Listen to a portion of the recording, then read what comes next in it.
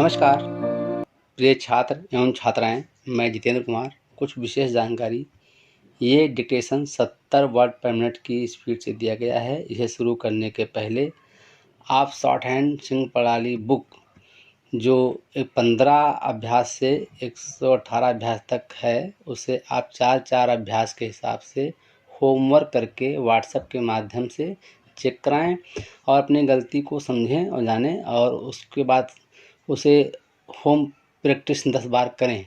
फिर मेरी जो ये शॉर्ट हैंड सिंह प्रणाली पर आपको 40 की स्पीड से लेकर के 80 की स्पीड तक वीडियो दी गई हैं, तो पहले आप 40 की स्पीड टारगेट करें और 80 तक करते जाएं। इस प्रकार करेंगे तो आपकी स्पीड बढ़ती जाएगी। और जो न्यू बच्चे देख रहे हैं, अगर वो मुझसे जुड़ना चाहते हैं तो मुझसे संपर्क करें। जो कॉन्टैक्ट नंबर इस पर दिया गया है। धन्यवाद। Ready, start. जनता की शांति, सुरक्षा और देश की आंतरिक व्यवस्था के लिए पुलिस विभाग का होना नितांत आवश्यक है। इस विभाग के सर्वोच्च अधिकारी को पुलिस महानिदेशक कहते हैं।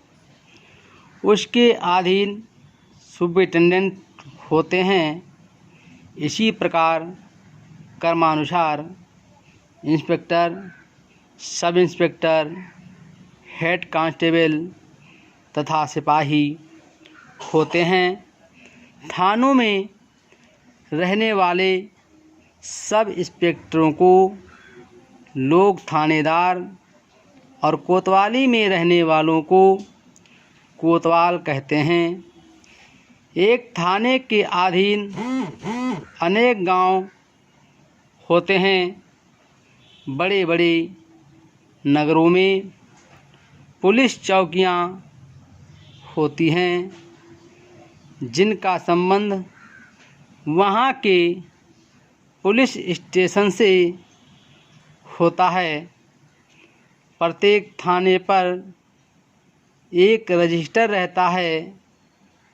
अपराध की सूचना मिलने पर रजिस्टर में लेखक या प्रधान लेखक रिपोर्ट लिखता है।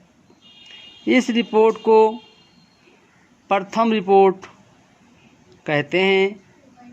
रजिस्टर में थाने की सीमा में रहने वाले अपराधियों का परिचय रहता है। प्रत्येक थाने में एक हवालात होती है, जिसमें अपराधी को बंद किया जाता है। स्त्रियों के लिए अलग हवालात होती है। हवालात पर हर समय संतरी का पहरा रहता है। प्रांत की पुलिस का केंद्र पुलिस लाइन होता है, जहां सिपाहियों को परेड और कानून आदि की शिक्षा दी जाती है।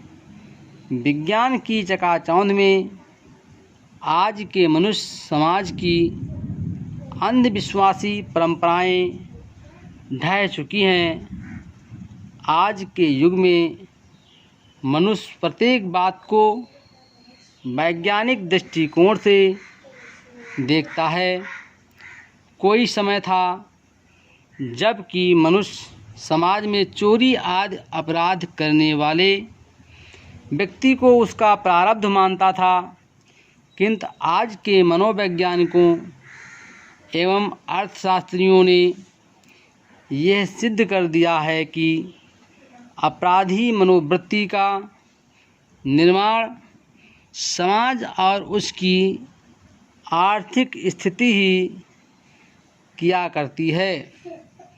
छोटे छोटे बच्चे ही समाज की उपेक्षा के कारण धीरे धीरे भयंकर अपराधी सिद्ध होते हैं।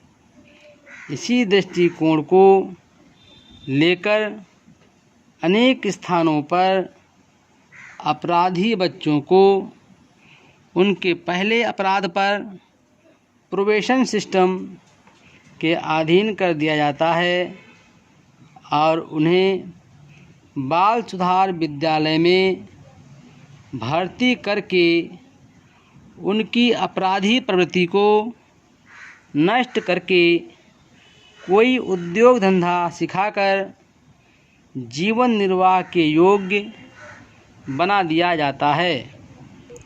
इस प्रकार भूतपूर्व कैदियों की सहायता के लिए भी एक संस्था का निर्माण हुआ है। अपराधों की रोकथाम के लिए अपराध निरोधक सोसाइटी भी पुलिस के कार्य में सहयोग करती है। भ्रष्टाचार विरोधी विभाग भ्रष्टाचार न होने देने के लिए सचेत रहता है। समय की आवश्यकता अनुसार अब महिला पुलिस का भी संगठन किया गया है। इस प्रकार अग्निशामक दल, गुप्तचर विभाग, भ्रष्टाचार विभाग इत्यादि अनेक विभाग जनता की सेवा में संलग्न हैं। पुलिस का उड़ाका दल सूचना पाते ही घटना स्थल पर पहुंच जाता है। पुलिस का बेतार विभाग कुछ ही क्षणों में सैकड़ों मील दूर समाचारों का आदान प्रदान कर लेता है। अपराध विनाश में विज्ञान कितना सहायक है, उसकी महत्ता अब सबको विदित हो चुकी है। जेल विभाग का सबसे बड़ा अधिकारी कारागार महानिरीक्षक होता है। इसी के अधीन जेल सुपरिटेंडेंट, जेलर और डिप्टी जेलर होता है।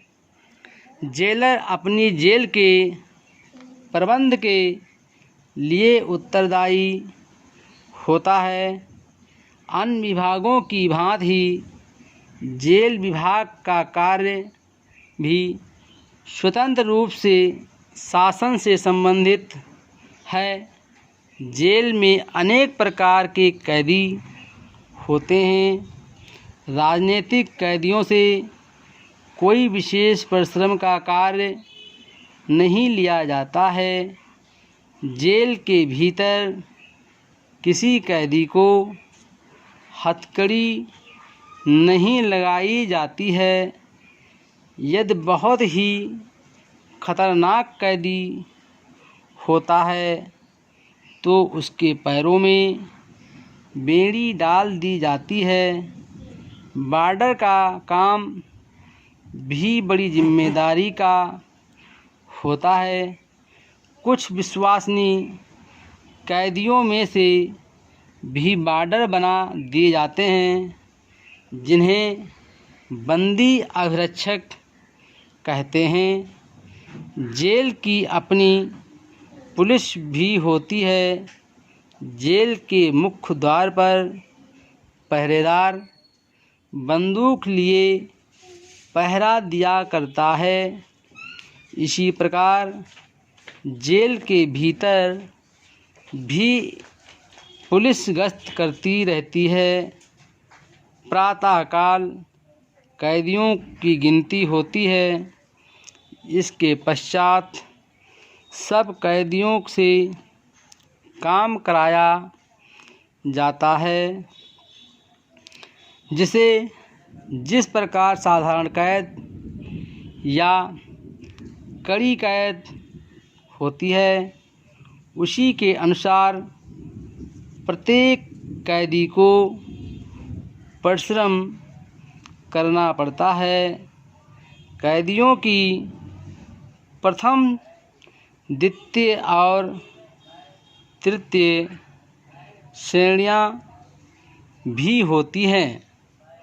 उच्च न्यायालय के न्यायाधीश को मुख्य न्यायपति कहते हैं।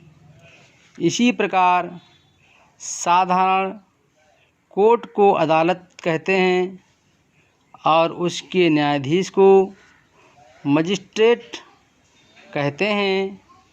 विभिन्न कार्यों और अभियोगों के अनुसार ही न्यायालयों का कार्य अलग अलग होता है, किंतु इन सब की अंतिम अपील हाई कोर्ट में ही जाया करती है। इस प्रकार सभी अदालतें अलग होते हुए भी आपस में एक दूसरे से संबंधित रहती हैं। इन अदालतों में कुछ का जुर्माना और कैद दोनों प्रकार की सजाएं देने का अधिकार है। Full stop.